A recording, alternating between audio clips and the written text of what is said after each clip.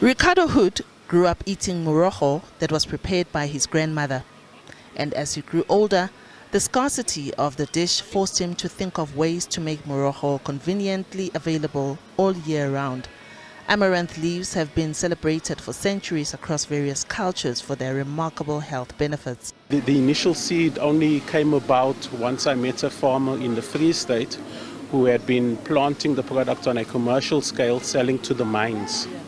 And when I saw that, I thought, if you could plant it commercially, there could be a possibility that you could preserve it and make it available to the market.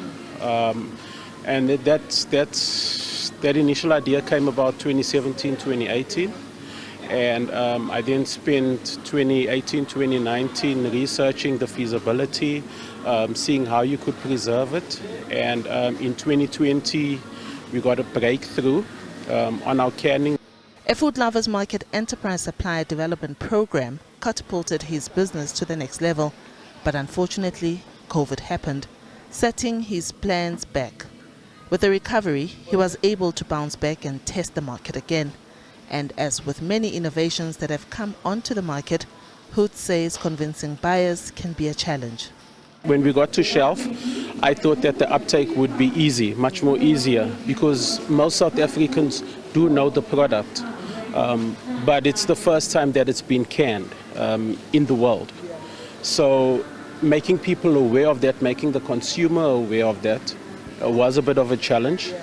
I recall while we were doing tastings that one of the ladies said to me, this product cannot be done in South Africa, because she was very skeptical.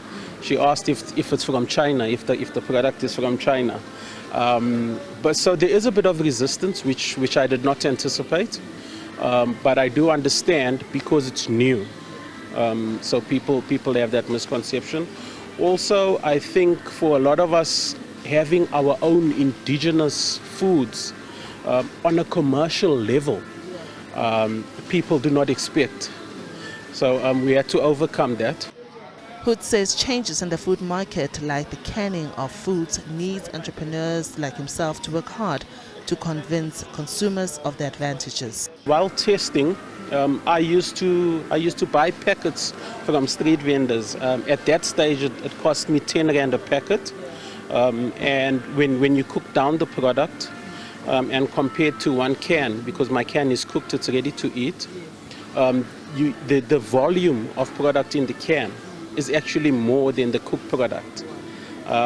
So there is value to be gained from the canned product.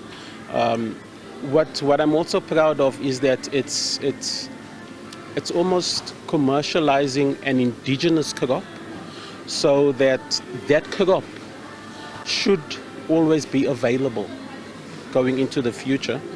And it then also pairs what we grew up eating. So you can almost conceptualize the value in what we ate and what we have now conveniently available. And none of the nutrition has been lost in the canning process. Despite its unconventional packaging, Hood says there are a number of ways that Gogo Morogo can feature in dishes this Heritage Weekend. In the KZN recently, we came across a lady that had done cream sauce with mushrooms and then cooked some prawn in that and then added the can. And that was awesome. I typically, on a bride day, I would make pop-tart. So as you usually make your pop-tart, the way you make it, I'm just adding a can of the traditional Morogo. It just tends to go better. And then, for convenience, when I was still a bachelor, I would usually cook mince and then cook down the Morogo in the mince. But now it's much faster, much more convenient. You cook your mince, you add a can in. It cuts down on the time. You still have the same nutritional content in the food, and it's just much more easier, much more faster. Diabo Seto, SABC News, Johannesburg.